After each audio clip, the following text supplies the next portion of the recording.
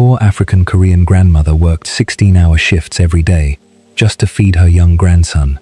Just one day before Korea's biggest World Cup match, she found the nation's best football player collapsed in the locker room.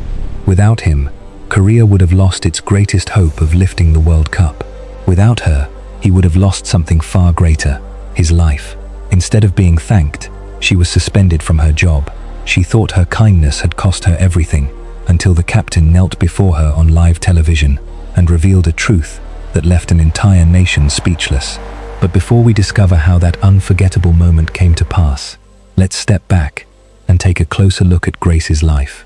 Ajali's hands gripped the yellow pole inside the bus as it lurched around a corner. Her fingers ached. Everything ached, really, but she'd stopped noticing years ago. The clock on her phone read 11:47. Two women sat across from her, both younger, probably mid-20s. Office workers, from the look of their matching black slacks and wrinkled blouses. One was complaining into her phone. "I'm telling you, I can't even function right now. 8 hours of meetings. I'm literally dying." Ajali looked out the window instead. Seoul rushed past in streaks of neon and darkness. She wondered what literally dying felt like to someone who'd never watched it happen. The bus groaned to a stop. More people got off than on. This late, most folks were heading home, not leaving. Ajali was one of the few still traveling inward, toward the center, toward work that happened when everyone else slept. Her phone buzzed. "Grandma, when you coming home?" She smiled, despite her tiredness. Kofi always waited up, even though she'd told him 100 times not to. 2 more hours. "Did you eat the soup?" "Yes." "All of it? Not just the meat?" 3 dots appeared, disappeared, appeared again. "Yes." "How Mioni?" The laughing emojis told her he was lying, but she let it go. "Pick your battles," her mother used to say. "Save your energy for the wars that matter. I love you. Go to sleep. Love you too." She put the phone away, watching her reflection in the dark window. 40 years old. When had that happened? Some days she still felt 20. Still felt like the girl who thought the world would open up if she just worked hard enough, smiled bright enough, kept her head down and her hands busy. Other days, like tonight, she felt ancient. The bus pulled into Ilsan station at 12:15. Ajali climbed off, joints protesting, and walked the 3 blocks to her building. The office was one of the older ones, the kind developers hadn't bothered renovating because the rent was cheap and the tenants were cheaper. No doorman, no security camera that actually worked, just a heavy door that stuck in humid weather, and stairs that smelled like kimchi and cigarette smoke. She lived on the 4th floor. The elevator was broken again, so she climbed. By the time she reached her door, her legs were trembling. She unlocked it quietly, slipping inside like a shadow. Kofi was asleep on his mat, sprawled out like a starfish. His tablet glowed beside him. She picked it up carefully, seeing the paused video, football highlights, Korea's national team, that player everyone loved. Kang something, the one on all the billboards. Kofi had watched this same video at least 20 times. She turned off the tablet, pulled the thin blanket over his shoulders, and stood there for a moment just looking at him. 12 years old, growing so fast she could barely keep up. His pants were getting short again. She'd have to find longer ones somehow. The rice pot on the counter still had some left from this morning. She ate it cold, standing up, chewing slowly because her jaw hurt from clenching it all day. The clock on the wall ticked. 1:17. She should sleep. Her alarm would go off at 4 in the afternoon, and then she'd do this all over again. But first, she had to wash her work clothes, had to prep Kofi's lunch for school, had to check if they had enough rice for the week. Ajali ran the water in the sink, watching it swirl down the drain, and thought about nothing at all. When the alarm screamed 4 hours later, she woke feeling like she hadn't slept at all. Kofi was already up, dressed in his school uniform, eating rice and eggs at their tiny table. He'd made enough for both of them. Her heart squeezed. "You didn't have to cook," she said, sitting across from him. "You were tired." He said it simply, like it was obvious, like taking care of each other was just what people did. "Did you finish your math homework?" He pulled out a test paper, 92 in red pen at the top. "Kofi." She grabbed his face, planted a kiss on his forehead. "This is wonderful. It's just a quiz, Hermione. Just a quiz? This is better than last time. You studied hard, didn't you? He ducked his head, embarrassed but pleased. A little. They ate together in comfortable silence. Outside, the city was waking up. Cars honked. Someone's radio played trot music too loud. The school festival is next month, Kofi said, not looking at her. On a Saturday. What time? Afternoon. Like 2 o'clock. Anjali's shift started at 7. If she asked for the evening off, if Mrs. Beck was in a good mood, maybe, just maybe. I'll try to come, she said. Kofi's face did something complicated. Hope and disappointment fighting for space. It's okay if you can't. I know you have to work. I'll try, she said again, firmer this time. I promise I'll try. He nodded, shoving rice into his mouth to avoid talking more. They finished breakfast. Kofi grabbed his backpack, heavy with books. Anjali walked him to the door. Be good today. I'm always good. Be better than good then. He grinned, and for a second she saw his father in that smile. Her nephew, dead 2 years now. Gone too young, too fast, leaving this bright boy behind. Go, she said, before the sadness could show on her face. You'll be late. The door closed. The apartment went quiet. Anjali cleaned up breakfast, showered, got dressed in her work clothes. Dark pants, dark shirt, comfortable shoes. She looked at herself in the bathroom mirror and practiced smiling. Sometimes that helped. Sometimes pretending to be okay made being okay a little easier. Her phone buzzed. A text from work. Need you to come in early today. 4 p.m. Main building needs deep clean before team event. No, please. No, if you can. Just an assumption that she would, because she always did. Anjali texted back a single word. Okay. She had 3 hours before she needed to leave. She used them to hand wash their bedding, sweep the floor, and fix the loose handle on their rice cooker with tape and prayer. At 3:30, she left for work. The training facility was in Paju, north of Seoul, surrounded by fields that used to be farms and were now soccer pitches. The Korea Football Association's private complex sprawled across land most people couldn't afford to look at, let alone own. State-of-the-art everything, the best of the best. Anjali took 2 buses to get there. The second one only came once an hour, so if she missed it, she was late. She'd learned to never miss it. She clocked in at exactly 4 p.m. The cleaning staff room was empty except for Mrs. Choi, who was putting on her shoes. You're here early, Mrs. Choi said. Mrs. Bake texted. Ah, Mrs. Choi made a face. She's in a mood today. Be careful. When isn't she?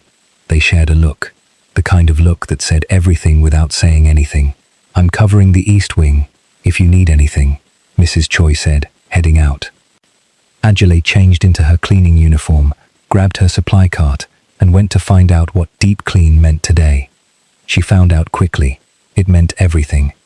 The main conference room had hosted some kind of lunch event, plates everywhere, spilled sauce on the carpet. Someone had knocked over an entire pot of coffee and just left it. Anjali stared at the mess, took a breath, and started working. 40 minutes later, the carpet was clean.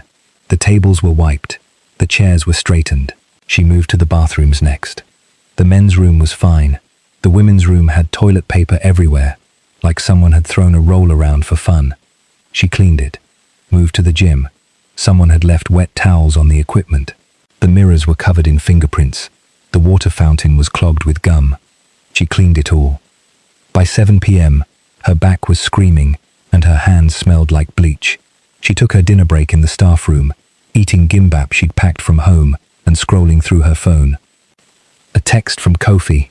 I got picked for the class relay team. She called him immediately. Hermione, I'm famous now, he said, and she could hear the grin in his voice. Famous? Already? Should I get your autograph now before you're too important? Probably. I'm going to be faster than Kang Do-hyun. Is that the football player you're always watching? He's not just a player, Hermione.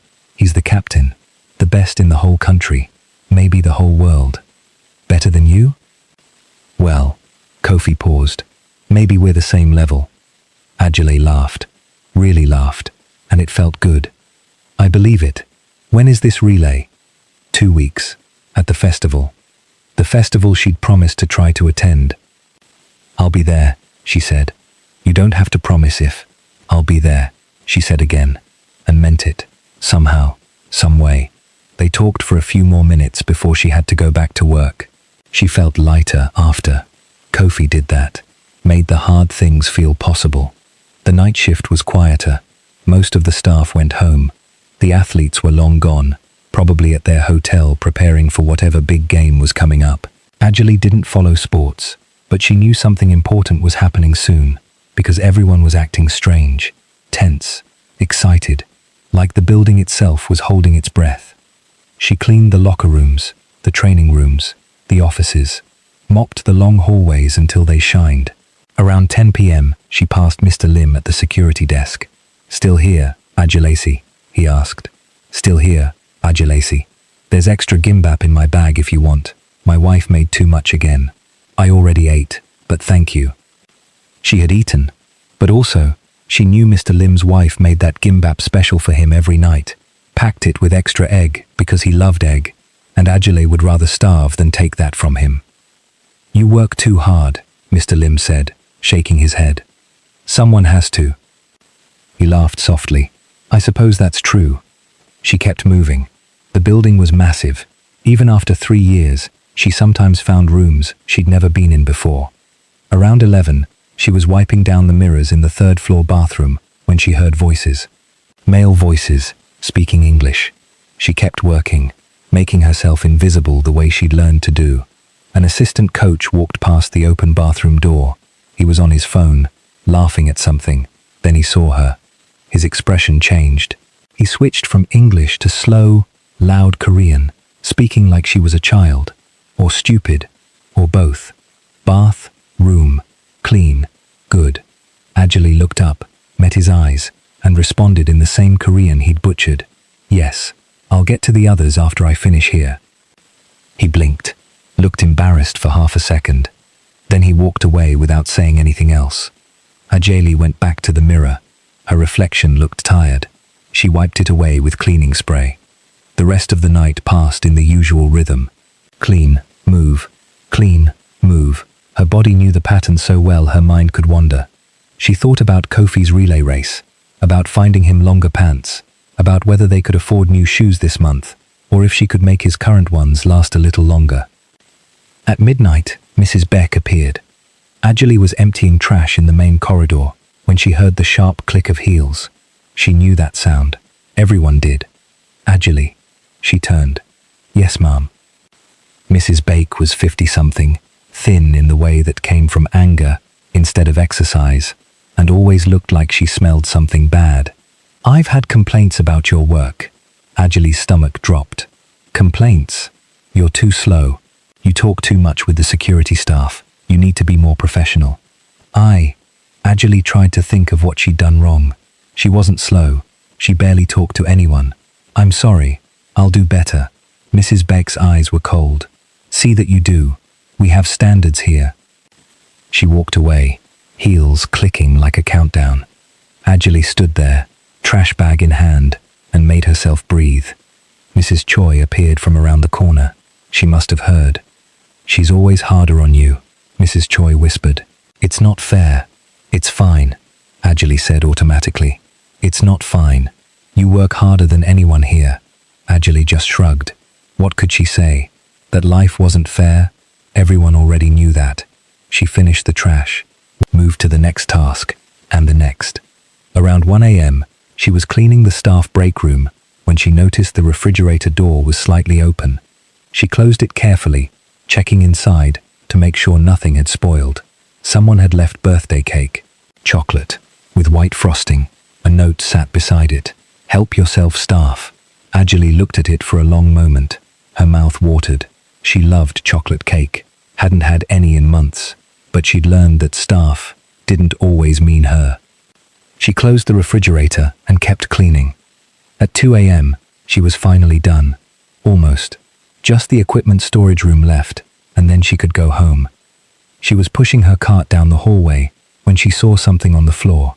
A wallet, black leather, expensive looking. She picked it up, opened it, An ID card showed one of the assistant coaches, the same one who'd spoken to her in broken Korean earlier. Inside the wallet, 500,000 won in cash. Anjali stared at the money. That was more than she made in a month. More than she made in 2 months. She could take it. Say she found the wallet empty. Who would know? Kofi needed new shoes. Their rice cooker was dying. The landlord was raising rent next month. Her hands shook slightly as she closed the wallet. Then she walked straight to Mr. Lim's desk. "Found this in the gym," she said, handing it over. Mr. Lim opened it, counted the money, whistled low. "That's a lot. You could have..." He trailed off, looking at her. "No, I couldn't," Anjali said simply. Mr. Lim smiled, sad and proud at the same time. "I know. That's why you're you." He logged it in his book. They both knew the coach. Probably wouldn't even say thank you. Probably wouldn't even remember he'd lost it. Anjali went back to finish her shift. Her phone buzzed around 2:30. Kofi, unable to sleep. "Can't stop thinking about the relay," he texted. "You'll be amazing," she texted back. "What if I'm not?" "Then you'll be amazing at trying." "That's not the same thing." "It's better." 3 dots. Then, "I hope you can come watch." "Me too, baby. Me too." She finished cleaning at 3 a.m., clocked out, caught the first bus home, which didn't come until 4:15, so she sat at the stop, watching the sky slowly lighten and thinking about nothing at all. She got home at 5:30. Kofi was asleep, thank goodness. She didn't wake him, just climbed onto her fold-out couch and closed her eyes. Sleep came fast and heavy, pulling her under like a wave. When her alarm went off at 4 p.m. Wednesday, she felt like she'd barely blinked. But she got up anyway, made breakfast with Kofi, listened to him talk about school, promised again to try to make the festival, watched him leave, cleaned the apartment, left for work. The same routine, the same buses, the same building. Wednesday night was quieter. The team had some kind of strategy meeting, so most of the facility was off limits until late. Anjali worked on the public areas, taking her time, being thorough. Around 9 p.m., Mrs. Choi found her in the hallway. "Anjali, I need to ask you something." The tone made Anjali nervous. "What's wrong?" "My daughter. She needs to see the dentist tomorrow. Emergency appointment. I'm scheduled for the morning shift, but I can't miss it." Mrs. Choi looked miserable. "Is there any way you could cover for me?" "Tomorrow morning? That would mean working a double shift. 16 hours straight. I know it's too much to ask. I'm sorry. I just don't know who else." Anjali was already exhausted, already running on fumes, already barely keeping up. "I'll take it," she said. "Are you sure? Your daughter needs you. I'll cover it." Mrs. Choi's eyes filled with tears. "Thank you, really. And I still haven't paid you back from last time. I'm so sorry." Last time, 2 months ago, Mrs. Choi's daughter had needed emergency dental work, 200,000 won. Anjali had given it without hesitating, called it a loan even though they both knew Mrs. Choi couldn't pay it back. "Don't worry about it," Anjali said now. "You're too good, really. I don't deserve. Go take care of your daughter," Anjali said gently. "That's what matters." Mrs. Choi hugged her quickly, then rushed off. Anjali stood alone in the hallway, doing math in her head. 16 hours. She could do 16 hours. She'd done worse before. Thursday morning came too fast. Anjali worked through it in a fog, cleaning mechanically, barely aware of her surroundings. Her feet hurt, her back hurt, everything hurt, but she kept going. By Thursday night, when her regular shift started, she'd been awake for over 24 hours and working for 16 of them. The building was emptier than usual, something about giving the team rest before the big game, the World Cup final. That's what everyone kept saying. The biggest match in Korean football history. Anjali didn't understand sports, but she understood pressure. She saw it in how tense everyone was, how careful. She finished most of her cleaning by midnight. Just one area left, the private locker wing. She stood in the hallway, staring down toward the restricted area, debating. Usually she waited for the manager to confirm everyone had left before going down there. But the manager had gone home hours ago. The building felt deserted. She should probably skip it, come back tomorrow. But then she thought about Mrs. Beck, about complaints, about needing this job. She pushed her cart forward. The wheels squeaked in the empty hallway. The locker wing was dim, lit only by emergency lighting.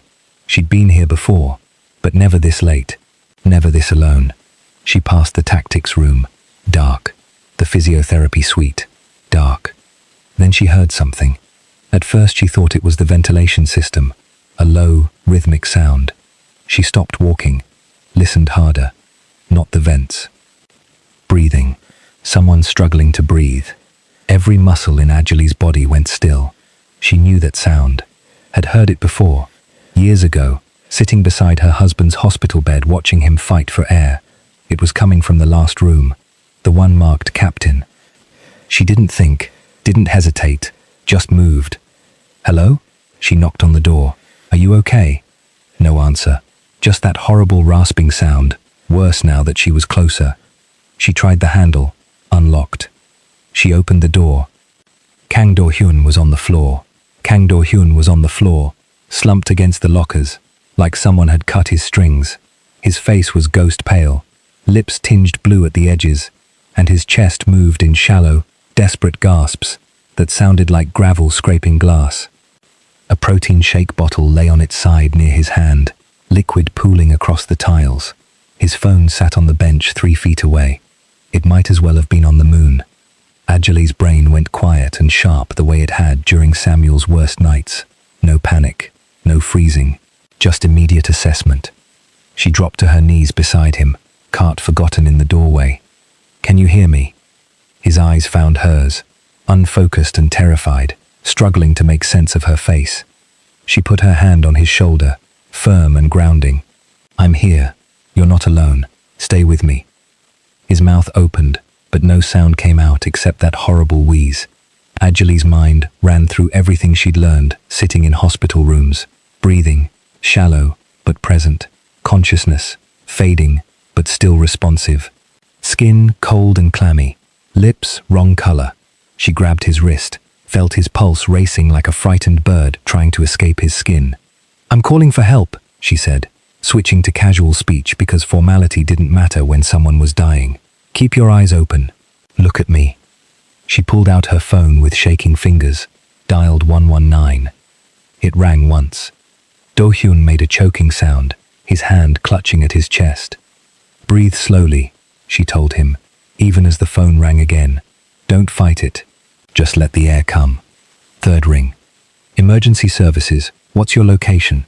Korea Football Association National Training Center, in Paju, private locker wing, East Side building. The words came out steady, even though her heart was hammering. Male patient, 30s, possible severe allergic reaction, breathing compromised, semi-conscious. What symptoms is he showing? Labored breathing, pale skin, blue lips, rapid irregular pulse, possible anaphylaxis. Is the patient able to speak? Anjali looked at Do-hyun. He was staring at her like she was the only solid thing in a spinning world. Barely, she said. Ambulance is dispatched. 8 minutes. Stay on the line.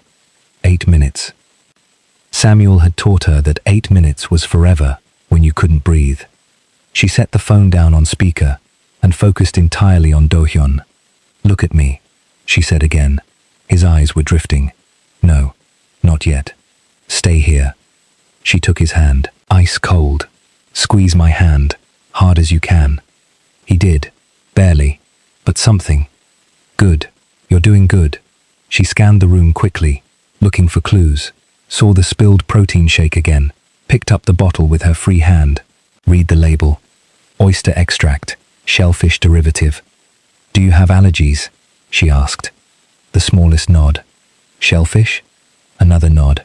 His breathing was getting worse, each inhale a battle he was losing. Anjali looked around desperately for an EpiPen. Nothing visible. There had to be a medical kit somewhere in this building, but she had no idea where, and leaving him alone wasn't an option. So she did the only thing left. She kept him present. My name is Anjali, she said, not because he asked, but because a name was an anchor. Help is coming. You're going to be okay. His lips moved. She leaned closer. Can't, he whispered. Can't breathe. I know. I know it feels like drowning. But you are breathing. It's hard, but you're doing it. Feel my hand. You're here. You're alive. You're not alone. She squeezed his hand rhythmically, the way she used to with Samuel during panic attacks, creating a pattern his body could follow. I'm going to tell you something my mother told me when I was little, she said, voice low and calm. We had a terrible storm one night. The roof was leaking, and I was so scared I couldn't move. I thought our whole house would collapse. I couldn't stop shaking. Do-hyun's eyes focused on her face slightly. My mother sat with me in the dark and she said, "The storm is loud, Ajale. It makes you think it's the only thing in the world. But storms pass. They always pass. And when they do, you'll still be here." His hand tightened around hers, just barely. "This is your storm," Ajale said quietly. "It's loud and scary, and feels like it'll never end, but it will pass." The phone crackled. "Ambulance is 5 minutes out." "Did you hear that?" Ajale asked Do-hyun. "5 more minutes. We can do 5 minutes." He blinked slowly, like even that took effort. She kept talking. Didn't matter what she said anymore, just that he heard a human voice pulling him back from wherever he was sliding. "My grandson, Kofi. He loves football. He has your poster on our wall. Watches all your games on his tablet, even the replays." She smiled a little. "He's 12. Thinks he's going to be just as fast as you someday." Do-hyun's breathing stuttered, then evened slightly. "I don't know anything about football," Ajale continued, "but I know what it looks like when someone loves something real and pure, and Kofi loves it. He's going to compete in a relay race at his school festival. He's so excited he can barely sleep." The words were just sounds now, just rhythm and warmth, something to hold on to. "You're going to play tomorrow," she said, and it wasn't a question. It was a decision she made right there on that floor. "You're going to walk onto that field, and my grandson is going to watch you and lose his whole mind with happiness, and you're going to be okay." Sirens wailed in the distance, faint at first, then growing. "They're here," Ajale said. "You hear that? They're here. You made it." Do-hyun's eyes stayed locked on hers. There was something in them now, not relief yet, but recognition. The look of someone who'd been seen, really seen, in their worst moment. Ajale didn't let go of his hand until she heard the ambulance doors slam outside, until she heard running footsteps and urgent voices echoing down the hallway. Only then did she pull back, giving them space. The door burst open. 2 paramedics rushed in, a man and woman, carrying equipment and moving with practiced efficiency. They took in the scene instantly. "What happened?" the male paramedic asked, already kneeling beside Do-hyun. Ajale stood, stepping back. "Possible anaphylactic shock. He's been struggling to breathe for about 10 minutes. Pulse is rapid and irregular, skin cold and clammy. I think he drank that." She pointed to the protein shake. "It contains oyster extract." The female paramedic gave her a quick, assessing look. "Are you medical staff?" "No, I clean here." Something flickered across the woman's face. Surprise maybe, but she was already turning back to Do-hyun, fitting an oxygen mask over his face with gentle efficiency. "You did good," she said to Ajale, without looking up. The male paramedic found a medical alert bracelet on Do-hyun's wrist, read it. "Severe shellfish allergy. This matches." The woman checked the protein bottle, confirmed the ingredients. Oyster extract supplement. That's what triggered it. She prepped an epinephrine injection with swift, sure movements. Do-hyun's eyes widened slightly when he saw the needle, but he didn't resist. The medicine went in. Within seconds, his breathing began to ease. Just slightly, just enough. "We need to transport now," the male paramedic said. "Possible secondary reaction."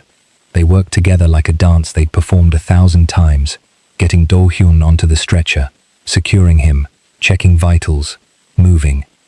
As they wheeled him toward the door, Do-hyun turned his head. His eyes searched until they found Ajale. Through the oxygen mask, his lips formed words she couldn't hear but could read. "Thank you." She nodded once, small and quick. Then they were gone, the sound of the stretcher wheels fading down the hallway, the ambulance doors slamming, the sirens wailing back into the night. Ajale stood alone in the empty locker room, her heart still pounding like it was trying to break free. The protein shake bottle lay on its side. The phone still sat on the bench. Everything else looked normal, untouched, like nothing had happened. But her hands were shaking now, delayed adrenaline finally catching up. She heard footsteps, fast, angry ones. Mrs. Bake appeared in the doorway, face flushed and eyes wide. She must have been called by security when the ambulance arrived. What happened? Her voice was sharp. Then she saw Anjali standing there, saw which room she was in. Her expression changed. "What are you doing in here?" "I was cleaning. I heard someone in trouble. This area was off limits tonight. Nobody told me that. You should have known better than to come here without clearance, Anjali." Mrs. Bake's voice rose, fear disguised as anger. "If something happened, if you touched something important before the final, someone was dying," Anjali said quietly. Mrs. Bake stopped, blinked hard. "What? A player? I think it was the captain. He was on the floor, couldn't breathe. I called the ambulance."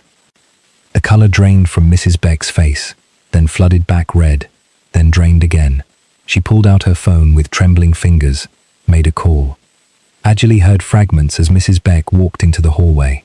"Yes, I'm here now. The locker room. She says she found him. I don't know. What should I do?" When Mrs. Beck came back, her face was carefully blank. "Go home. I haven't finished my shift. Go home, Anjali. Now." It wasn't gratitude. It wasn't even anger anymore. It was something colder, removal, making a problem disappear. Anjali understood. She'd seen this before. The quiet erasing of people who complicated things. "Okay," she said. She walked past Mrs. Beck, went back to her abandoned cleaning cart in the hallway, put the supplies away with methodical care, each bottle in its place, each cloth folded, clocked out at the staff room terminal.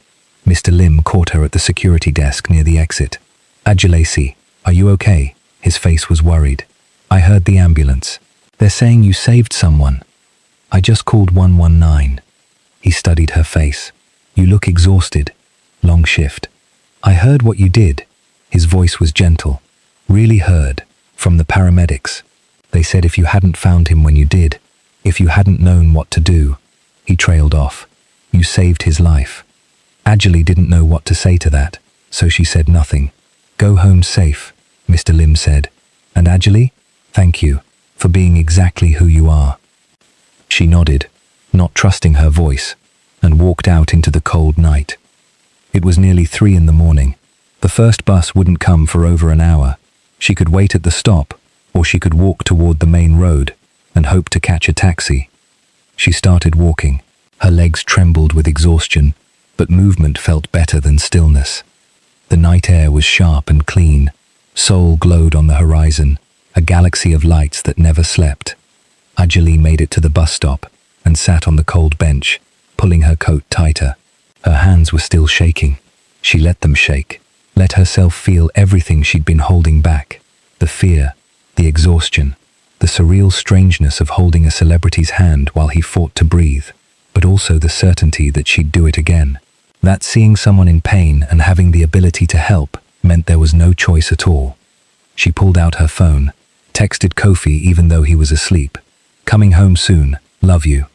He wouldn't see it until morning, but she sent it anyway. The bus finally came at 4:20.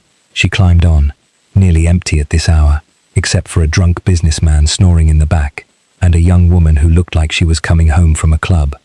Anjali sat by the window and watched Seoul pass by. Glittering buildings, empty streets, the strange quiet beauty of a city between breaths.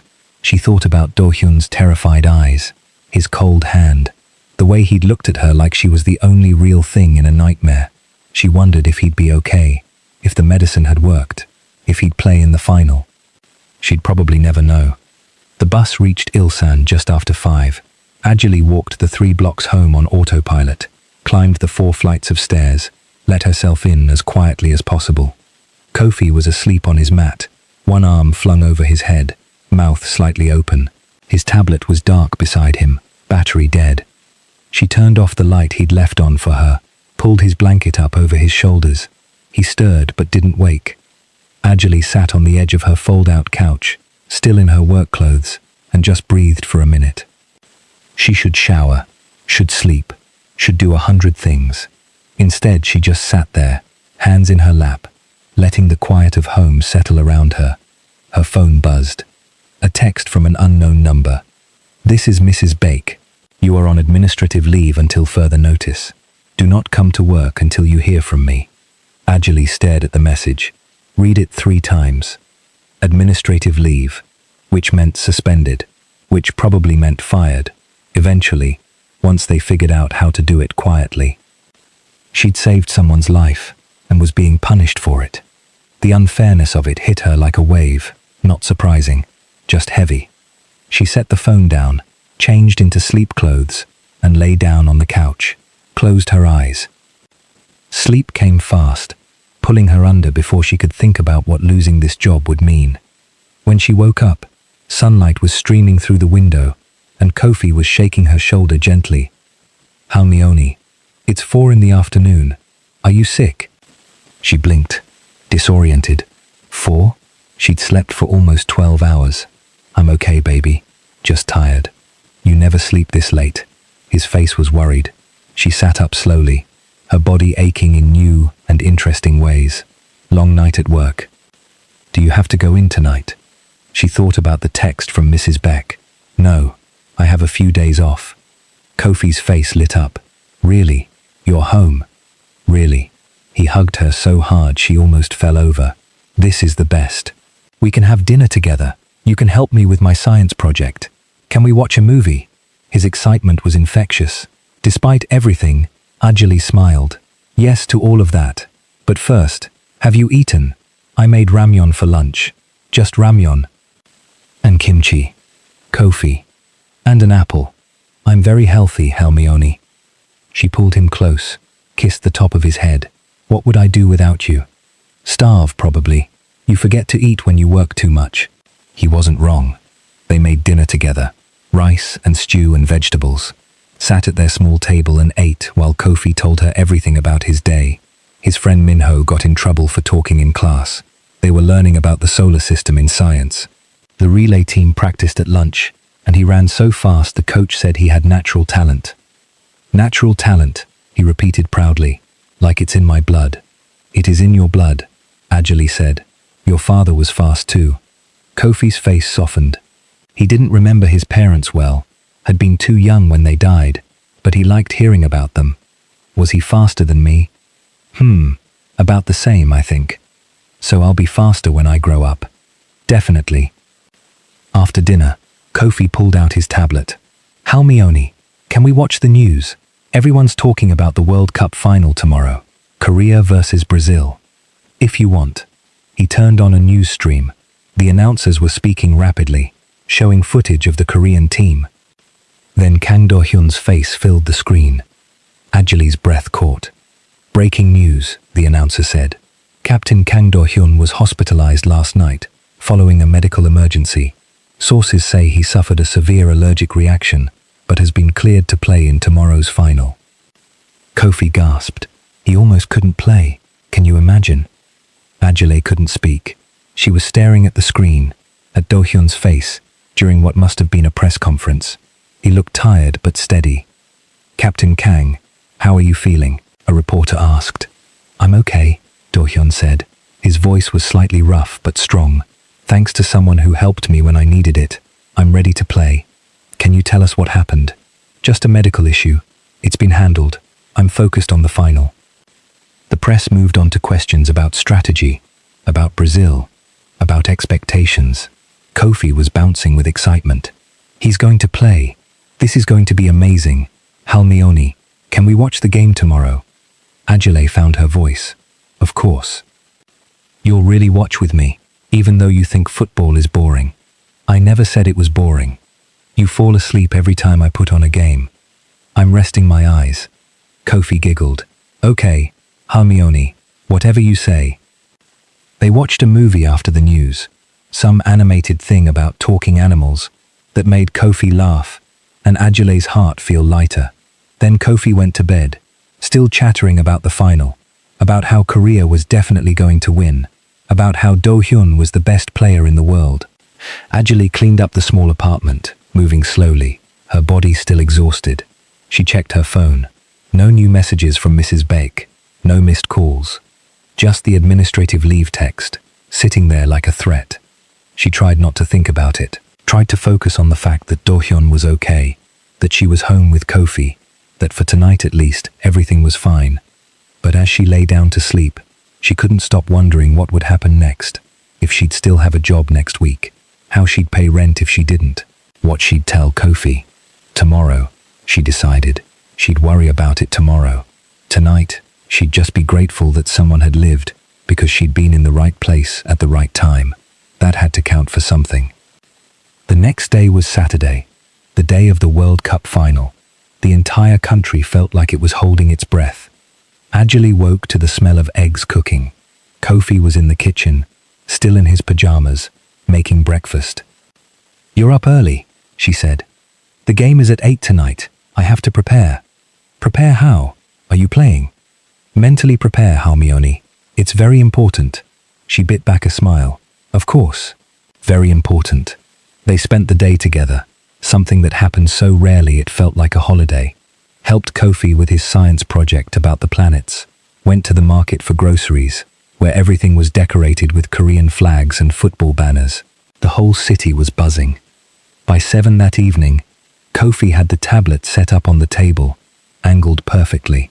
He'd made popcorn somehow, even though they didn't have a microwave, just heated kernels in a pot on the stove. "Ready?" he asked, eyes shining. Ready. The game started. Ajali had never understood football, but watching Kofi watch it was its own kind of joy. He gasped and cheered, and explained things she didn't quite follow, but nodded along to anyway. "There's Do-hyun." Kofi pointed at the screen. "Look how fast he runs." Ajali looked, saw the man who'd been dying on a locker room floor less than 48 hours ago, now running like lightning across a field in front of thousands of screaming fans. It was surreal. Brazil scored first. Kofi groaned like he'd been personally wounded. The game went on, back and forth, intense, in a way Ajale could feel, even without understanding the rules. Korea tied it up. Kofi screamed so loud the neighbors banged on the wall. Then it was tied for a long time. Too long. Ajali could feel the tension building even through the tiny tablet screen. 89 minutes in, with only moments left, Kang Do-hyun got the ball. "Come on, come on, come on," Kofi chanted, gripping the edge of the table. Do-hyun moved like water, like something inevitable, and then he kicked. The ball flew. The goalkeeper jumped. The ball slipped past his fingers. Goal. Kofi exploded off his chair, screaming, jumping, crying. We won, Halmioni, we won."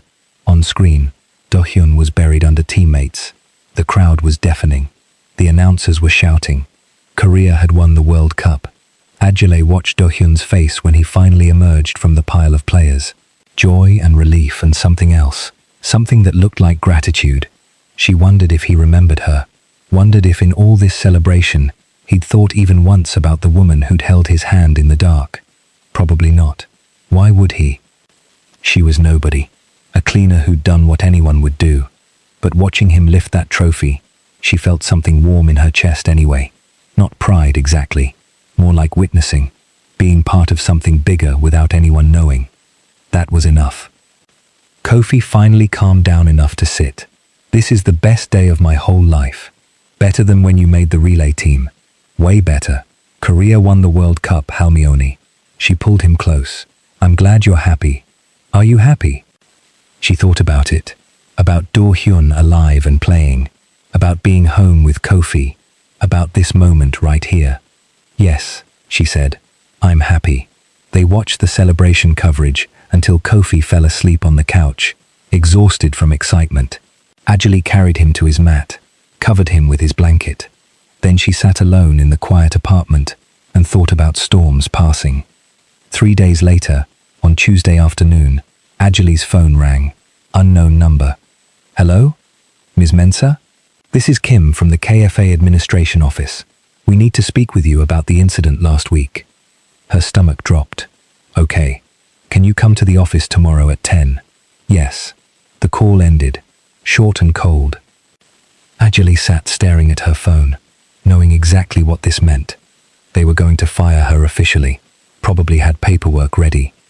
She thought about arguing, about fighting, about explaining that she'd saved someone's life. But people like her didn't win fights like that. She knew that. Still, she'd show up, face it with dignity.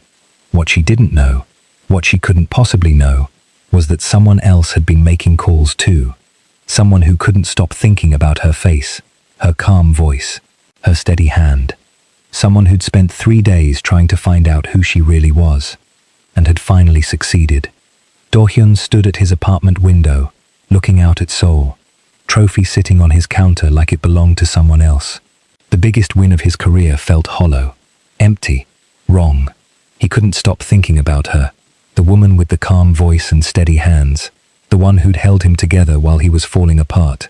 He didn't even know her name. 3 days since the final.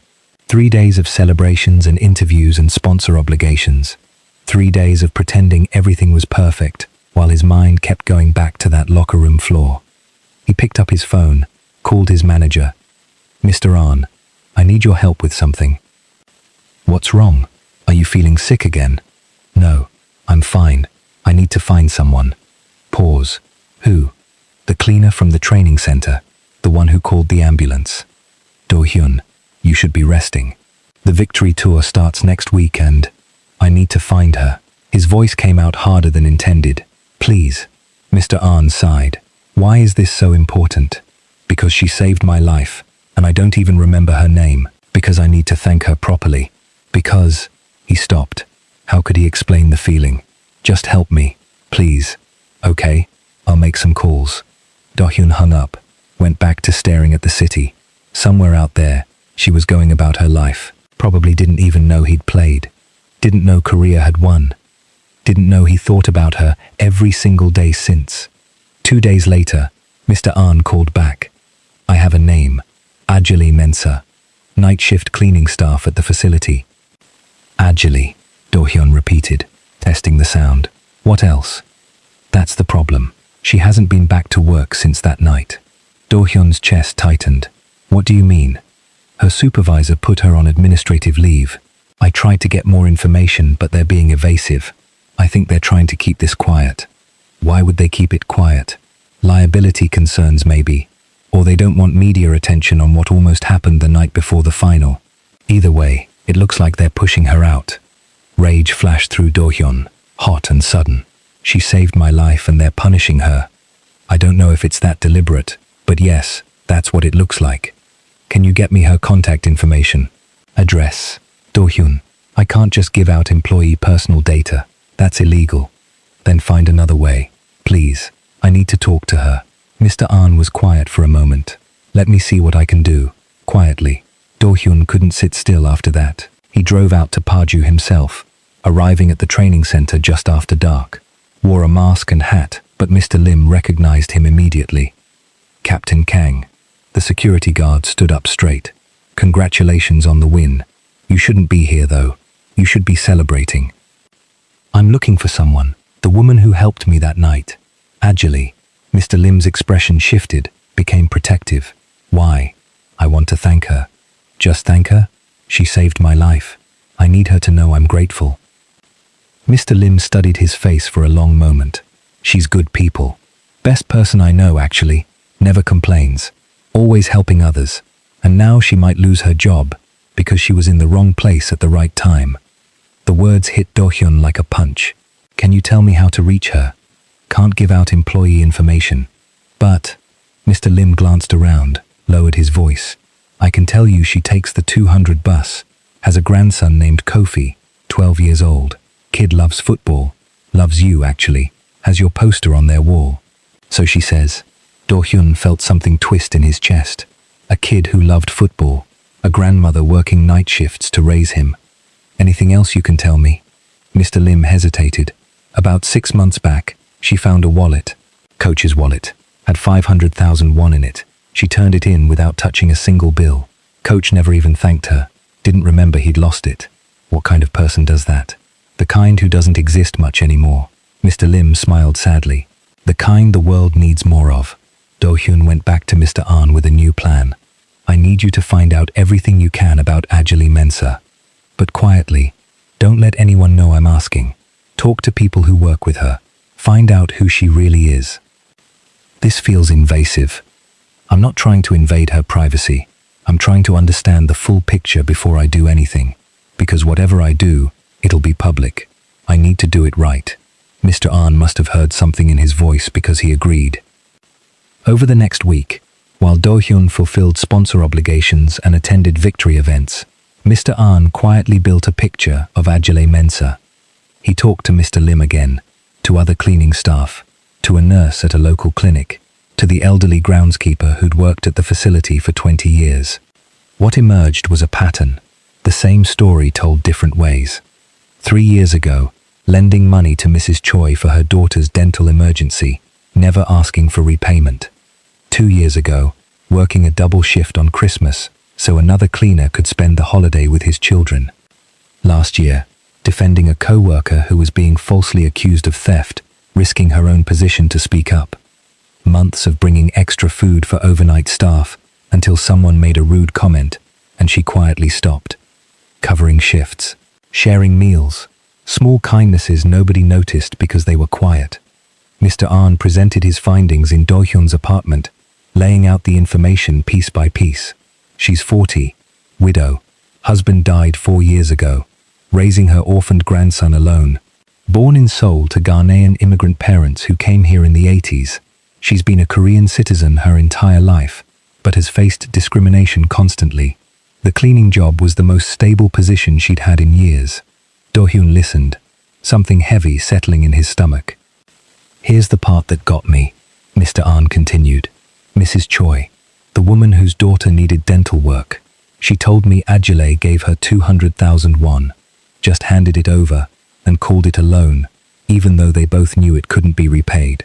When I asked why Anjali would do that, Mrs. Choi started crying. Said, because that's who she is. She sees people hurting, and she helps, even when she has nothing to give. Silence filled the apartment. The groundskeeper told me something else, Mr. Ahn said quietly. Last winter, there was a stray dog that kept coming around the facility. Skinny, sick-looking thing. Anjali started leaving food for it. Did it for weeks until the dog was healthy enough that someone adopted it. She never told anyone. The groundskeeper only knew because he saw her doing it late one night. Do-hyun closed his eyes. She sounds like a saint. She sounds like a person who's been invisible her whole life and chose to use that invisibility to help others instead of becoming bitter about it. That's worse. That's so much worse. Why? Because people like that get crushed. The world takes advantage and gives nothing back. Mr. Ahn nodded slowly. So what are you going to do? Do-hyun thought about it, about his platform, about the millions watching him, about the difference between fame that meant nothing and using it for something real. I'm going to make sure she's not invisible anymore. The Blue House victory ceremony was scheduled for 2 weeks after the final. Do-hyun had been asked to give a speech, something inspiring about teamwork and national pride. He had other plans. But first, he needed Anjali there, and he couldn't just show up at her home. That would be invasive, frightening even. He decided to send an invitation, personal, handwritten. He sat at his kitchen table with nice paper and a pen, trying to find the right words. Wrote and rewrote a dozen times before settling on something simple. Miss Anjali, I don't know if you remember me, but I remember you. You saved my life. I would be honored if you would attend the victory celebration as my personal guest, Kang Do-hyun. He had it hand-delivered to her address, which Mr. Ahn had obtained through careful, legal channels. Then he waited, hoping she'd say yes, hoping he hadn't scared her, hoping this would work. Anjali stared at the envelope in her hands. Heavy paper, official seal, her name written in careful script. The delivery man had left quickly, giving her no time to ask questions. She opened it slowly, half expecting bad news. Some official letter about the job she'd probably already lost. Instead, she found an invitation, gold lettering, formal language, and a handwritten note. She read it 3 times, hands shaking slightly. Halmioni, what is it? Kofi appeared at her shoulder. She showed him, unable to speak. His eyes went huge. That's from Captain Kang. You know Captain Kang? I helped him. At work. I told you. You said you helped him. You didn't say you saved his life. Kofi was practically vibrating. He remembers you. He wants you to come to the Blue House. The Blue House. Hermione. I can't go to something like this. Why not? I don't have clothes for this. I don't belong at fancy government ceremonies. You're just the person who saved Korea's best player so we could win the World Cup. Kofi grabbed her hands. You have to go. Please. This is so cool. Ajali looked at the invitation again, at Do-hyun's handwriting, slightly messy but sincere. I remember you. 3 words that made her chest feel tight. Nobody remembered her. She was background noise, invisible, but he remembered. Okay, she heard herself say. I'll go. Kofi screamed and hugged her so hard they both almost fell over. The next few days were strange. Ajali had never not worked. Having time off felt wrong, like she was forgetting something important. She spent the time with Kofi, which was wonderful, but also made her anxious. No work meant no pay. Administrative leave meant uncertain future. She'd been applying to other jobs, but nothing had come through. The Blue House ceremony was in 5 days. Kofi insisted on helping her find something to wear. They went to the second-hand market in Ilsan on a rainy Wednesday afternoon. Racks and racks of clothes sold by weight, everything jumbled together. What about this? Kofi held up a bright pink dress with ruffles. Baby, no, but it's fancy. It's very fancy. Too fancy. They kept looking. Ajali felt overwhelmed by choices, none of them right. Everything was too formal, or too casual, or too expensive, or too worn. Here, an elderly woman running one of the stalls pulled out a simple black dress. This just came in yesterday. Clean, good condition. Try it. Ajali held it up. Plain, classic, slightly too big but nothing a belt couldn't fix. How much? For you, 10,001. That was cheap. Suspiciously cheap. Ajali wondered if the woman had heard them talking, had figured out why they needed it. That's too little, Ajali said. The woman smiled. My daughter saw your story on the news, about saving that player. She said you were brave. Consider it a thank you. Ajali's throat tightened. I wasn't brave. I just called for help. You stayed when you could have left. That's brave enough. Ajali bought the dress. Kofi found a scarf at another stall, blue with silver threads. To make it fancy, he insisted. They went home with their treasures. Kofi made her try everything on, circled her like a fashion designer, declared her beautiful. She looked at herself in their small mirror and saw the same tired woman as always. But Kofi was beaming, and that made her feel different somehow. The night before the ceremony, Ajali couldn't sleep, kept thinking about all the ways this could go wrong. What if she said something stupid? What if people stared? What if she didn't belong and everyone could tell? Around 2 in the morning, her phone buzzed. Unknown number. Ms. Mensah, this is Kim from KFA administration. We need to reschedule our meeting. We'll contact you next week. The message was brief, impersonal, but something about the timing felt odd, like someone had intervened. She didn't let herself hope. Hope was dangerous. Morning came too fast. Kofi woke her up with breakfast already made. Big day, Hermione. You need energy. It's just a ceremony. It's the ceremony. Everyone will be there. It'll be on TV. My friends are going to lose their minds when they find out my grandmother knows Captain Kang. His excitement was contagious despite her nerves. They spent the morning quietly.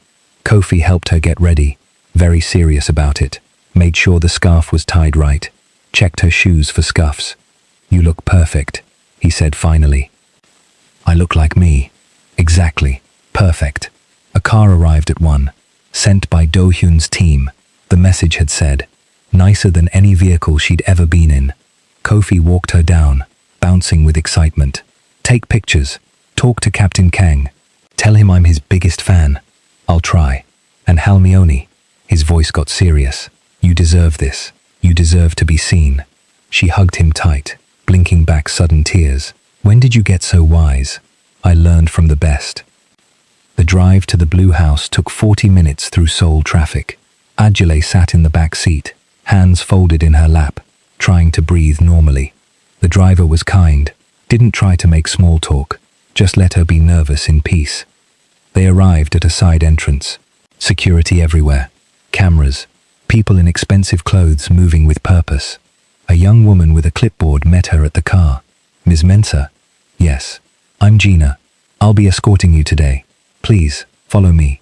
They went through security checkpoints, metal detectors, ID verification. The whole time, Ajali felt like an imposter, like someone would realize she didn't belong and send her home. But nobody did. They just checked her name on lists and waved her through. The main hall was massive, rows of seats facing a stage, screens everywhere showing the Korean flag and World Cup highlights. People milling around in suits and gowns that probably cost more than Ajali made in a year. She felt every eye on her, even though nobody was actually looking. "You're seated here." Gina led her to the third row, right near the front. "Can I get you anything? Water? Tea?" "I'm fine, thank you." Gina smiled and left. Ajali sat down carefully, like the chair might break under her. The seats around her filled slowly. Important-looking people. Politicians, maybe. Business executives. People who belonged in places like this. Not cleaning ladies from Ilsan. The ceremony started with speeches. The president talking about national pride. The coach talking about teamwork. Videos showing the journey to victory. Ajali tried to pay attention, but her mind kept wandering. Why had Do-hyun invited her? What did he want? Was this just a polite thank you, before he forgot about her forever? Then his name was announced. Captain Kang Do-hyun. The room erupted in applause. Do-hyun walked onto the stage, and Ajali's breath caught. He looked different from that night on the floor, stronger, healthier. But when he reached the podium and looked out at the crowd, she saw something familiar in his eyes. Nervousness, the same kind she felt. He gripped the podium, took a breath, and started speaking. 2 weeks ago, Korea won the World Cup. It was the greatest moment of my professional life. Applause. He waited for it to quiet. But I need to tell you about the night before that final. Because without that night, there would have been no victory. The room shifted, confused murmurs. This wasn't the speech they expected. The night before the final, I was alone at the training center. Everyone had left. I had a severe allergic reaction. I was on the floor, unable to breathe, unable to call for help. His voice dropped. I was dying. Silence now. Complete silence. I thought that was it. I thought I'd die alone, and Korea would lose because of my carelessness. Cameras flashed. People leaned forward. But then someone found me. A woman I'd never really noticed before. A woman whose job was to clean floors, not save lives. But she saved mine anyway. Ajali's heart was pounding so hard she could barely hear. She stayed with me, kept me conscious, called for help, held my hand and told me a story about storms passing. His voice cracked slightly. "She's the only reason I'm standing here." He paused, and his eyes scanned the room until they found hers. "Her name is Ajali Mensah. She's here tonight." Every camera in the room swung toward her. Ajali froze, unable to move, unable to breathe. "Ajali is 40 years old," Do-hyun continued, voice steady now. "Born in Seoul, Korean citizen her entire life. Widow, raising her 12-year-old grandson alone. Working night shifts for years, cleaning up after people like me, and almost nobody ever learned her name." His words fell like stones into still water. After that night, I needed to know who she was, so I asked around. And I learned something important. He paused. "Ajali isn't just the woman who saved my life. She's been saving people quietly for years." He listed them. The money lent, the shifts covered, the wallet returned, the co-worker defended, the food shared, each small kindness that nobody had noticed. She did all this while being treated like she didn't belong in her own country, while being underpaid and overlooked, while struggling to raise a child alone. Anger edged his voice now. She did all this while people like me walked past her, without seeing she was even there. The room was utterly silent. But that night, when I was terrified and dying, she didn't see a celebrity. She saw a person in pain, and she helped. Not because of who I was, because of who she is. Do-hyun stepped away from the podium. walked down from the stage, walked directly toward Ajale. She couldn't move, couldn't think, just sat there as he approached, cameras following, hundreds of eyes watching. He stopped in front of her. Then he knelt. Right there, in front of the entire country, Korea's greatest football star knelt before a cleaning woman from Ilsan. He took her hands in his. "Thank you," he said quietly, but the microphones caught it. "For seeing me, for staying, for being exactly who you are when nobody was watching." Ajali was crying now, couldn't help it, tears streaming down her face. "You don't have to do this," she managed to whisper. "Yes, I do." He squeezed her hands gently. "You saved my life. But more than that, you reminded me what actually matters. Not trophies or fame. Kindness. Real, quiet kindness that expects nothing back." He stood, helped her to her feet. "There's one more thing," he said, loud enough for everyone to hear. He turned to face the room, still holding her hand. "I'm establishing a foundation. It will support immigrant families, mixed heritage Koreans, and low-wage workers who keep this country running but are too often invisible. Healthcare, education, legal aid, real help for real people." He looked back at Ajale. "It'll be called the Ajale Mensa Foundation, if you'll allow it." She couldn't speak, could only nod. The room exploded in applause. Real applause, thunderous and genuine. But Ajale barely heard it. She was looking at Do-hyun, this young man who'd remembered her name, who'd chosen to use his moment in the spotlight to make her visible. "Why?" she whispered. "Because being invisible made you kind," he said quietly, "just for her. And I want the world to see what that looks like." The rest of the ceremony passed in a blur. People kept coming up to Ajale, shaking her hand, saying things she couldn't quite process.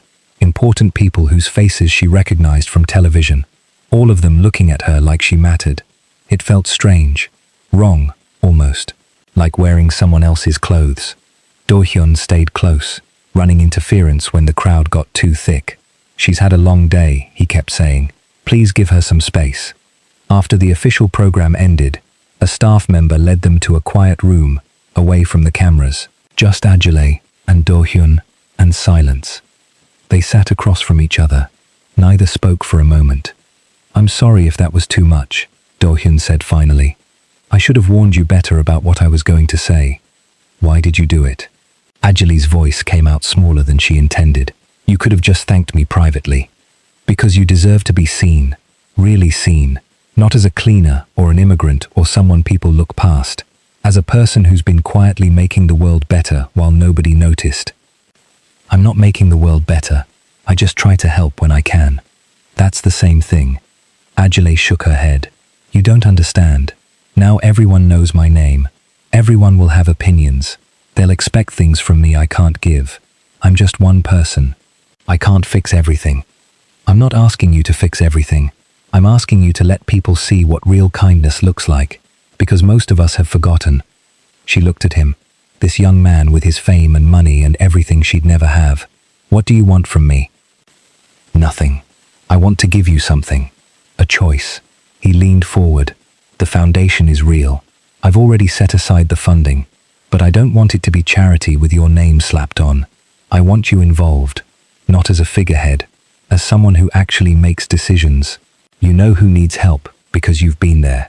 You know who gets overlooked because you were overlooked. I need that perspective.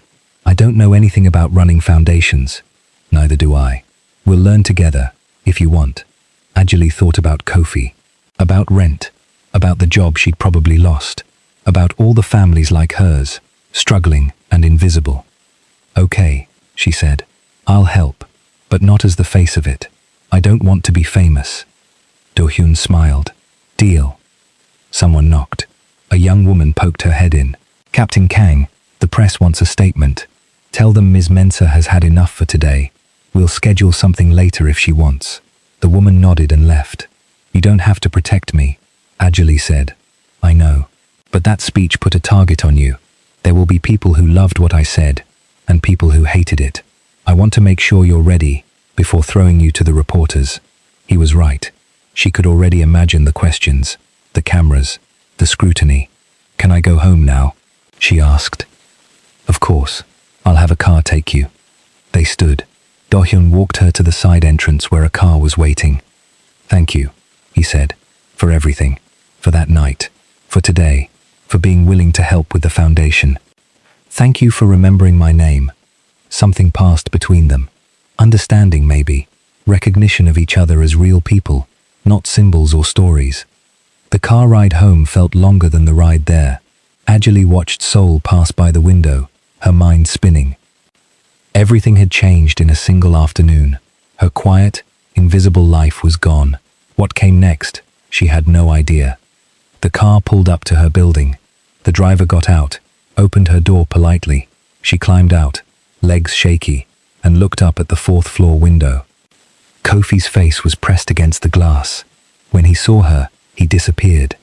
By the time she reached the fourth floor, he'd flung the door open. How, Mioni? You were on TV. Everyone saw. My phone won't stop buzzing. Are you okay? What was it like? Did you talk to Captain Kang? What did he say? She hugged him, holding tight. Slow down, baby. I'm fine. Fine. You were at the Blue House. The president was there. And Captain Kang said all those things about you. Everyone knows now. They went inside. Ajali sat heavily on the couch, suddenly exhausted. Kofi sat beside her, vibrating with excitement but trying to be calm. Was it scary? A little. But also cool? Also a little cool. He grinned. Then his face got serious. My teacher called, and some of my friends' parents. Everyone wants to talk to you. Some reporters came to the school looking for me, but the principal sent them away. Ajali's stomach dropped. They came to your school. It's okay. Principal Kim said no one gets to bother students. But Halmioni, he hesitated. Is everything going to change now? She looked at him, her smart, sensitive boy. Maybe. Probably. I don't know yet. Are you scared? Yes. Me too. A little. He leaned against her shoulder, but also proud. Everyone knows you're a hero now.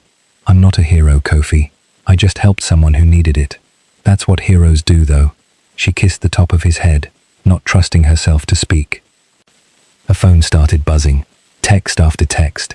Unknown numbers. News requests. Interview offers. Someone wanted her to endorse cleaning products. Someone else wanted her life story for a book. She turned the phone off. What are you going to do? Kofi asked. Right now, make dinner. Everything else can wait until tomorrow. They cooked together. Rice and soup and vegetables. Normal food. Normal routine. Holding on to ordinary things while the world outside spun into something new. The next few days were chaos. Ajali's face was everywhere. News sites, social media. The video of Do-hyun kneeling had millions of views. Most of the response was positive. Overwhelming positive. She's what Korea should be about. This made me cry. Real kindness still exists. We need more people like her. But there was ugliness too. Comments she tried not to read, but sometimes couldn't help seeing. She's only getting attention because of him. Foreigners taking Korean jobs and now getting rewarded for it. This is just political correctness gone crazy. Kofi got angry at those. How can people be so mean? You saved someone's life. Because kindness makes some people uncomfortable, Ajali said. It reminds them of what they're not doing. That's a stupid reason. Yes, but it's human. A week after the ceremony, Do-hyun's team called. The foundation was ready to launch. Did she want to be involved in hiring staff? She said yes. They met at a small office in Gangnam. Do-hyun was there, along with Mr. Ahn and a woman named Director Park who'd run non-profits before. We want to start small, Director Park explained. Focus on 3 areas first. Healthcare access for immigrant families, education support for mixed heritage children, legal aid for low-wage workers. Ajali listened as they outlined plans and budgets and timelines. It was overwhelming, but when Director Park asked for her input, she found she had opinions. The legal aid is good, but it needs to be proactive, not reactive. Most people don't know their rights until it's too late. We should do workshops, education first. Director Park nodded, taking notes. That's excellent. What else? For the children's education support, it can't just be tutoring. Kids need to feel like they belong. Like being different isn't wrong. Maybe mentorship programs, connecting them with successful adults who came from similar backgrounds. I love that, Do-hyun said. Write it down. They worked for 3 hours. By the end, Anjali's head hurt, but she felt something unfamiliar. Purpose. The kind that came from helping not just one person, but building something that could help hundreds. You're good at this, Mr. Ahn said as they were leaving. I just know what it feels like to need help and have nowhere to turn. Exactly. That's what makes you good at it. The foundation officially launched 2 weeks later. Small ceremony, no big press, just the people who'd be doing the work. Anjali was hired part-time, enough to pay rent and take care of Kofi, not enough to feel like charity. She helped interview families, connect them with resources, sat with mothers who were scared and alone, and told them, I see you, you're not invisible. The work was hard, emotionally draining, but it mattered in a way nothing else ever had. One afternoon, a young Filipino woman came in, mid-20s, exhausted looking. I clean offices in Gangnam, she said quietly. They treat me like I don't exist, like I'm not human. But I heard about this place, and I thought maybe... She trailed off. Anjali took her hand. I see you. Tell me how we can help. The woman started crying. I just needed someone to see me. I know. I understand. And she did. Mrs. Bake never called back. A month after the Blue House ceremony, Anjali received an official letter. Her employment had been terminated due to restructuring. No apology. No acknowledgement of what had happened. Mr. Lim called her when he found out. She's gone too. Fired. They did an internal review after your story came out. Found years of misconduct. I didn't ask for that, Anjali said. I know. But actions have consequences. She treated people badly for years. It finally caught up. Anjali didn't feel triumphant, just sad. Sad that people chose cruelty when kindness was just as easy. Do-hyun stayed involved with the foundation but from a distance. He funded it, advocated for it, used his platform to amplify their work. But he didn't make it about himself. He and Anjali became something like friends. Not close, exactly. Their lives were too different, but real. They met every few weeks to discuss foundation business, and sometimes just to talk. You changed my life, he told her once. You changed mine too. But I mean it. That night, you didn't just save my life. You reminded me what it's for, what I should be doing with this platform. What's it for? Helping people, seeing people, being the kind of person who stays instead of walking away. Anjali smiled. You're learning. 6 months passed.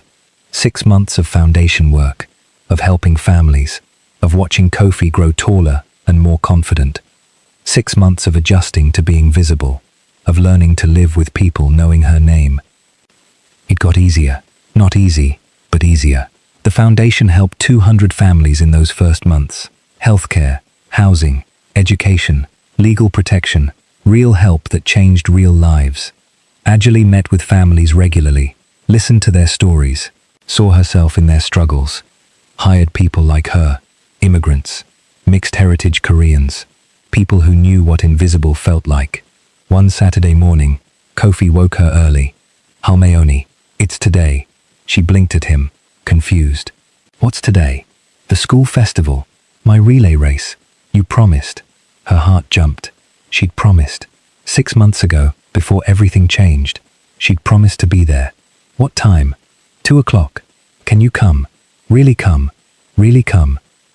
She looked at his hopeful face and made a decision. Yes, really come. His smile could have lit the whole city. They took the subway to his school. Anjali wore normal clothes, hoping to blend in. But several parents recognized her, whispered, pointed. Is that her? The woman who saved Captain Kang? She looks so normal. Kofi stuck close to her side, protective. Ignore them, Halmeoni. I'm okay, baby. The school grounds were decorated with banners and streamers. Kids everywhere. Parents setting up picnic blankets. The relay track marked with white lines. Kofi's teacher found them. Ms. Mensah, I'm so glad you could come. Kofi talks about you constantly. Good things, I hope. The best things. She smiled warmly. He's very proud of you. The relay race was scheduled for 2:30. Kofi warmed up with his team, stretching and bouncing nervously. Ajali found a spot along the track where she could see clearly. Other parents gathered nearby. Some smiled at her, some didn't. She ignored both. The race started. 4 teams. Kofi was running third leg. The first runners took off. Kofi's team was in second place when the baton came to him. He grabbed it and ran like lightning, pure speed and determination. Ajali found herself shouting without meaning to. "Go, Kofi, go!" He pulled ahead, past the first place runner, handed off the baton with his team in the lead. The final runner held it, crossed the finish line first. Kofi's team won. He turned immediately, searching the crowd until he found her face. His smile was everything.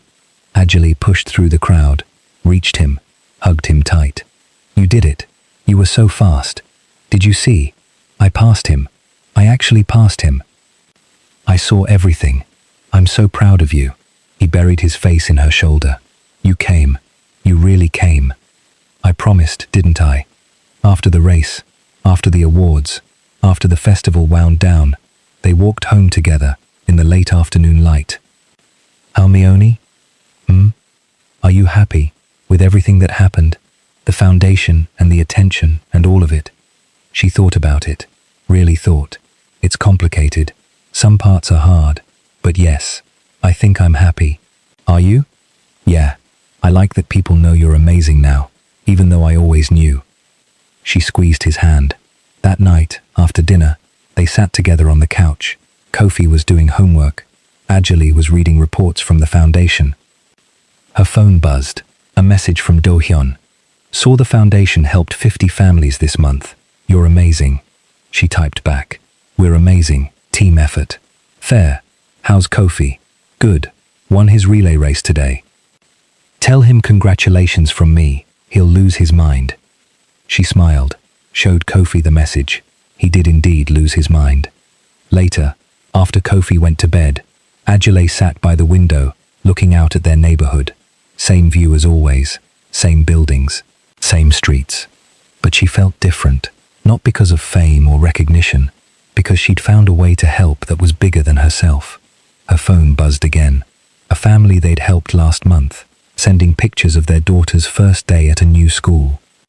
"Thank you for seeing us when we were invisible." Ajali stared at the message for a long time. Then she got up, checked on Kofi. He was fast asleep, one arm hanging off the mat. She sat beside him quietly, watching him breathe. Tomorrow she had foundation meetings, 3 new families to interview, a potential partnership with a legal clinic to discuss. Tomorrow there would be work and challenges and probably some difficulties. But tonight, she just sat with her grandson and felt grateful. 2 weeks later, Kofi came home from school upset. "What happened?" Ajali asked. "Some kid said I only got the solo in music class because you're famous now, that the teacher is just trying to be nice to me because of you." Ajali set down the dish she was washing, sat beside him at the table. "Do you think that's true?" "No. I practiced really hard for that solo." "Then that's all that matters. But it still makes me mad." "I know. It makes me mad too. But you can't control what people say, only what you do." He nodded, but still looked upset. Ajali thought for a moment, then said, "Do you know what your name means?" "Born on Friday." "Yes. But in our family, it means more than that. It means you're here for a reason. Your parents died, Kofi. You survived. That's not a burden to carry. It's a gift to use." He looked at her with those serious eyes. "How do I use it? By being kind, even when others aren't. By working hard, even when people doubt you. By staying true to who you are, no matter what anyone says."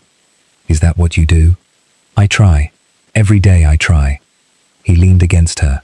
"Do you think it gets easier?" "Some days. Other days it's still hard. But having you makes everything easier. Even when I eat all the good parts of the soup." She laughed. "Even then." That weekend, Do-hyun invited them to a charity football match. "Casual game," he said. "Just for fun." Kofi nearly fainted with excitement. They sat in regular seats, not special boxes. Do-hyun had insisted, "I want you to enjoy it normally." The match was light and playful. Do-hyun scored a goal and pointed at Kofi, who screamed so loud several people turned around. After the game, Do-hyun came over to them. "Did you see that goal? That was incredible." Kofi could barely form words. "Want to meet some of the other players?" Kofi looked at Ajale with desperate hope. "Go ahead," she said. Kofi ran off with Do-hyun, practically floating. Ajale sat there, watching her grandson talk excitedly with professional athletes, and felt her chest tighten with happiness. A woman nearby leaned over. "Excuse me, are you Ajale Mensah?" Ajale tensed slightly. "Yes." The woman smiled. "I just wanted to say thank you. My daughter is mixed, Korean and Nigerian. After your story came out, she stopped being ashamed. She tells everyone proudly now about both sides of her family. Because of you." Ajale's throat tightened. "I'm glad. Really. Thank you." The woman went back to watching the match. Ajale sat there, letting the moment settle. This was why it mattered. Not the fame, not the recognition. This. 1 year after the World Cup final, Ajale was 41. The foundation was thriving. They'd helped over 500 families. Healthcare, housing, education, legal aid, real help that changed real lives. Ajale worked there 3 days a week. The other days she spent with Kofi, or helping new immigrants navigate systems she'd learned to navigate herself, or just living quietly. Kofi was 13 now, growing so fast she could barely keep up, talking about high school, about maybe studying social work when he grew up. "Like what you do," he said, "helping people. You can help people in lots of ways." "Yeah, but I like your way." Do-hyun was 31, still playing football, but talking about retirement in a few years. He visited the foundation often, not for cameras, just to help. He and Ajale had stayed friends, real friends. He asked her advice about life choices. She told him the truth. He listened. One evening he asked her, "Do you ever regret it?" That night, everything that came after? No, not even the hard parts. Especially not the hard parts. They mattered. He smiled. "You're wiser than me. I'm older than you. There's a difference." "What's the difference?" "Wisdom is earned. Age just happens." He laughed. "Okay, you're definitely wiser." One quiet Sunday, 3 months later, Ajale was home with Kofi. Morning light coming through the window. Simple breakfast. Normal day. Kofi was studying at the table, chewing his pencil absently. "Halmayoni? My friend Junho. His family is struggling. His dad lost his job. They might have to move. Is there anything the foundation can do?" Ajale looked up. "Bring me the details tomorrow. We'll see what we can help with." "Really?" "Really." He grinned, went back to studying. Ajale watched him for a moment, saw the kindness in him, the awareness, the desire to help. He was becoming exactly who she'd hoped he'd become. That evening, after dinner, Kofi seemed distracted. "What's on your mind?" Ajale asked. "I was thinking about what you said once, about storms." "What about them?" "You said storms pass, and when they do, you'll still be here. That's what my mother told me." "Do you believe it, really?" Ajale thought about the past year, the struggles, the changes, the hard moments and good ones. "Yes," she said, "I really believe it." "Will you tell me again, the whole thing?" She sat beside him, took his hands the way her mother once took hers. "When I was little, we had a terrible storm. The roof was leaking and I thought our whole house would collapse. I was so scared I couldn't move. I sat there shaking, thinking the world was ending." Kofi listened, eyes serious. "My mother sat with me in the dark, and she said, 'The storm is loud, Ajale. It makes you think it's the only thing in the world. But storms pass. They always pass. And when they do, you'll still be here. And so will the people you helped along the way.'" "The people you helped along the way," Kofi repeated quietly. "I like that part." "Me too. Is that why you do it? Help people, because they'll still be there when the storm passes?" "Maybe. Or maybe because helping others is how we survive our own storms." They sat in comfortable silence for a moment. "Halmayoni." "Yes, baby. When I grow up, I want to be like you." Her chest tightened. "You already are." "Really? Really? You see people who are hurting and you want to help. That's everything." He smiled, leaned against her shoulder. Outside, Seoul hummed with life. Millions of people living their own stories, facing their own storms. And somewhere in that vast, complicated city, someone was helping someone else. Quietly, without fanfare, just because it was right. Ajale thought about the night she'd found Do-hyun on that floor. How one choice to stay instead of leaving had changed everything. Not just for her, for him, for the hundreds of families the foundation had helped. For Kofi, who was learning that kindness mattered more than fame. The ripples spreading outward in ways she'd never fully see. Her phone buzzed. A message from a family they'd helped 6 months ago. Pictures of their son's graduation. He's the first in our family to finish high school. Thank you for believing in us. Ajale showed Kofi. That's because of you, he said. That's because of all of us. Everyone who chooses to help instead of look away. She set the phone down, pulled Kofi close. Remember what I told you, she said quietly. About storms. I remember. Good, because life will have storms. For everyone. But you get to choose what you do while you're in them. You can make them worse, or you can be someone's shelter. I want to be shelter. Then you will be. Outside, night was falling. The city lights coming on, one by one. Endless and beautiful. Ajale sat with her grandson in their small apartment and felt wealthy in ways that had nothing to do with money. The storm had passed, and she was still here. And so were all the people she'd helped along the way. That was everything.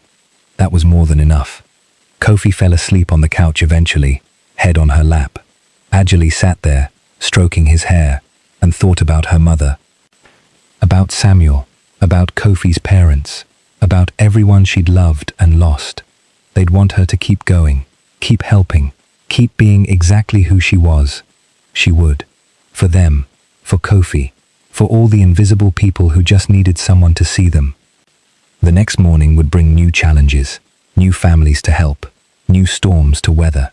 But tonight, in this quiet moment, everything was exactly as it should be. Ajale closed her eyes and whispered the words her mother had taught her so many years ago. The storm is loud. It makes you think it's the only thing in the world. But storms pass. They always pass. And when they do, you'll still be here. She opened her eyes, looked at Kofi sleeping peacefully, looked at their small home filled with love. And so will the people you helped along the way, she finished softly. Outside, the city slept and dreamed. And somewhere, someone was choosing kindness over cruelty, choosing to stay instead of leaving, choosing to see instead of looking away. The ripples spreading outward, touching lives in ways they'd never know. And that, Ajale thought, was the truest kind of wealth. Not the kind you could hold or count or show off. The kind that lived in hearts and changed worlds quietly.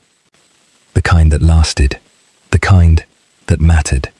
She kissed Kofi's forehead gently, careful not to wake him. Tomorrow, she'd teach him to cook his grandmother's recipe for groundnut soup, the one her mother taught her, passing down more than food, passing down love and memory, and the knowledge that they came from somewhere, that they belonged to something bigger than themselves. Tomorrow, she'd go to the foundation and help more families find their footing. Tomorrow, she'd keep being exactly who she was. But tonight, she just sat in the quiet with her grandson and felt grateful. For storms that passed, for people who stayed, for the invisible kindness that held the world together when everything else fell apart. For this life, messy and hard and more beautiful than she ever imagined. For being seen, finally, truly seen, and for choosing, every single day, to see others in return. That was the gift her mother gave her. That was the gift she'd give Kofi, and he'd give it to someone else. The kindness continuing, generation after generation, quiet and persistent, and absolutely essential. The storm had passed, and she was still here, still helping, still seeing, still being, still believing that one person choosing kindness could change everything, because she'd seen it happen, she'd lived it. And tomorrow, she'd wake up and do it all over again, not for fame or recognition or reward, just because it was right, just because it mattered, just because storms pass, But kindness lasts forever.